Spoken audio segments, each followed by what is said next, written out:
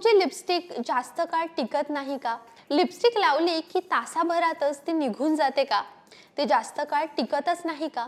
किंवा तुम्ही काही खाल्लं किंवा तुम्ही काही प्यायलात की लगेचच तुमची लिपस्टिक निघून जाते का किंवा ती अशी जमा होते का लिप्सवरती? मग आजचा व्हिडिओ तुमच्यासाठीच आहे, कारण लिपस्टिक लगेचच निघून जाऊ नये आणि ती लॉंग लास्टिंग राहावी किंवा ती ट्रान्सफर होऊ नये यासाठी नेमकं काय करावं हे आजच्या व्हिडिओमध्ये मी तुम्हाला सांगणार आहे.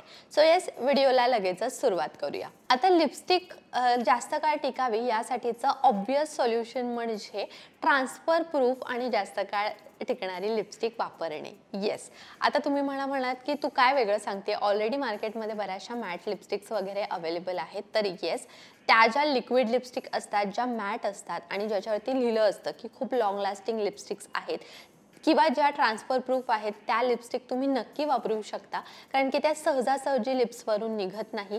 अक्षरशः लिप्सवरती तेल लावून त्या लिपस्टिक्स काढाव्या लागतात, तेव्हाच त्या निघतात. त्यामुळे त्या लिपस्टिक्समध्ये तुम्ही नक्की इन्व्हेस्ट करू शकता. मेबलिनमध्ये मेबलिनची मॅट इंक म्हणून एक रेंज आहे. त्या रेंजच्या ज्या लिपस्टिक्स आहेत ना, त्या खूप जास्त काळासाठी टिकतात आणि अगदी म्हणजे तुम्ही काही खाल्लं किंवा काही प्यायलात तरी सुद्धा त्या लिपस्टिक निघत नाहीत. ऑफकोर्स थोडासा कलर लाईट होतो, पण त्या टिकून राहतात. त्यामुळे त्या लिपस्टिक्स तुम्ही नक्की वापरू शकता. आता कोणत्या प्रकारच्या लिपस्टिक्स तुम्ही वापरू शकता हे मी तुम्हाला सांगितलंय, पण तुमच्याकडे ज्या ऑलरेडी लिपस्टिक्स अवेलेबल आहेत, ज्या लगेचच निघून जातात पण त्या तुम्हाला वापरायच्या आहेत, त्या जास्त काळ टिकण्यासाठी कोणता हॅक करायचा हे मी तुम्हाला सांगते. कारण बऱ्याचदा काय होतं ना, आपण त्या ज्या मी तुम्हाला मॅट लिपस्टिक्सबद्दल सांगितलं, त्या लिपस्टिक जरी आपण वापरल्या ना तरी त्या आपण नेहमी नाही वापरू शकत, कारण की त्या खूप जास्त मॅट असल्यामुळे ना त्या लिप्सला ड्राय करतात. त्यामुळे रोजच्या रोज आपण त्या लिपस्टिक्स नाही वापरू शकत. त्यामुळे मग नॉर्मल लिपस्टिक्स ना लॉंग लास्टिंग कसं बनवायचं ते आता पाहूयात. आता हॅक नेमकं काय आहे ते पाहूयात. तर तुम्हाला काय करायचं आहे, तुम्ही नॉर्मली जशी लिपस्टिक लावता, मग ती ग्लॉसी असू दे, बुलेट असू दे किंवा एखादी लिक्विड लिपस्टिक असू दे जी जास्त काय टिकत नाही, ती सुद्धा तुम्ही लावू शकता. लिपस्टिकचा एक लेअर तुमच्या लिप्सवरती अप्लाय करा आणि मग त्यानंतर त्याच्यावरती पावडर डॅप करा. येस, पावडर लावल्यामुळे ती जी लिपस्टिक आहे ती एकदम लिप्सवरती व्यवस्थित बसते आणि ती मॅटिफाय होऊन जाते, ज्यामुळे ती ट्रान्सफर प्रूफ सुद्धा होते आणि मग ती लवकर निघत सुद्धा नाही. आता हा झाला एक पर्याय ज्याच्यामध्ये आपण लिपस्टिकला मॅट करतोय आणि लिपस्टिकला ट्रान्सफर प्रूफ करतोय. पण यामुळे एक प्रॉब्लेम होतो की तुमचा जो लिपस्टिकचा शेड आहे तो थोडासा लाईट होऊन जातो. म्हणजे पहिल्यांदा जेव्हा तुम्ही ती लिपस्टिकची लेअर लावता तेव्हा जेव्हा जितका तो ब्राईट कलर दिसतो ना, तितका तो ब्राईट दिसत नाही, तो सटल होतो आणि कलर थोडासा लाईट होऊन जातो, एवढं तुम्ही लक्षात ठेवा. आता यामध्ये तो कलर पुन्हा ब्राईट दिसावा किंवा लिपस्टिक मधली जी शाईन आहे ती दिसावी, यासाठी तुम्ही काय करू शकता, पावडर लावल्यावरती ती पावडर मग व्यवस्थित डॅप करा आणि ती स्किनवरती पावडर ती नाहीशी झाली की मग त्यावरती तुम्ही अजून एक लिपस्टिकचा लेअर लावू शकता.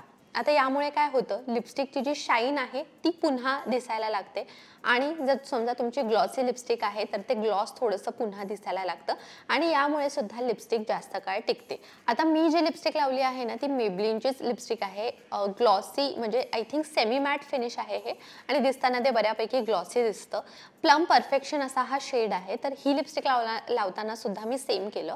आधी मी लिपस्टिकचा एक लेअर लावला, त्यानंतर त्यावरती पावडर डॅप केली आणि मग त्यानंतर पुन्हा लिपस्टिकचा एक लेअर लावला, ज्यामुळे ती लिपस्टिक थोडीशी ग्लॉसी दिसतेय आणि तो जो ब्राईटनेस आहे लिपस्टिकचा तो टिकून आहे. पण जर मी आता याच्यावरती पुन्हा जर पावडर डॅप केली तर मग ती मॅट दिसेल कम्प्लिटली आणि कलर सुद्धा थोडासा लाईट दिसायला लागेल. त्यामुळे तुम्हाला जर तुमच्या लिपस्टिकला ट्रान्सफर प्रूफ बनवायचं असेल तर मग लिपस्टिक लावा, त्याच्यावरती पावडर लावा आणि मग ते सोडून द्या.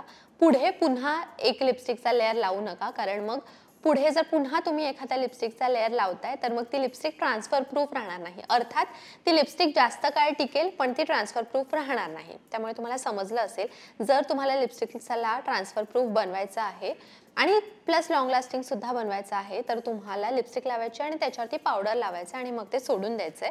पण तुम्हाला लिपस्टिक लॉंग लास्टिंग हवी आहे आणि तुम्हाला त्याची शाईन आणि तो जो कलर आहे तो सुद्धा टिकवून ठेवायचा आहे, तर मग पावडर लावल्यावरती अजून एक लिपस्टिकची लेअर लावत जा, ज्याच्यामुळे तो जो कलर आहे तो टिकून राहतो.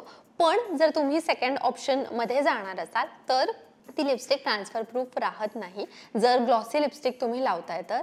जर मॅट लिपस्टिक असेल तर ऑफकोर्स ती ट्रान्सफर प्रूफ राहील, पण ग्लॉसी लिपस्टिक ट्रान्सफर प्रूफ राहत नाही, पण ती जास्त काळ टिकते. सो तुमच्या प्रेफरन्सनुसार तुम्ही हॅक दोन्ही पद्धतीने करू शकता.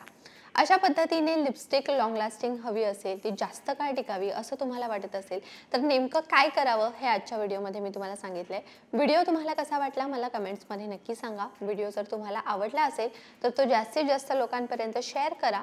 त्याचसोबत लोकमत सखी फॅमिलीचा भाग होण्यासाठी लोकमत सखीच्या फेसबुक पेजला लाईक करा, यूट्यूब चॅनलला सबस्क्राईब करा आणि पाहत राहा लोकमत सखी.